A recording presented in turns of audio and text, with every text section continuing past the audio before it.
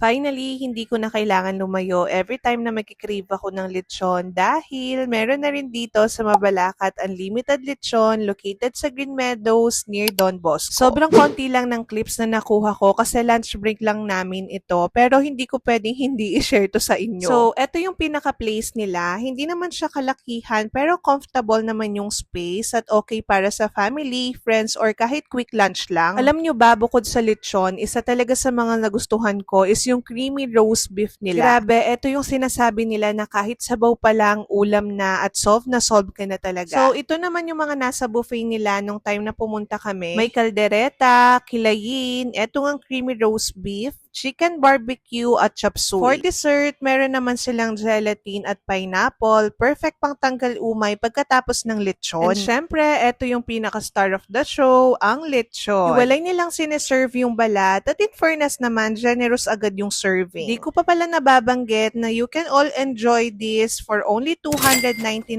pesos. Yes, buffet na siya plus anlilechon hanggang ngaya kalililyu. Tsari.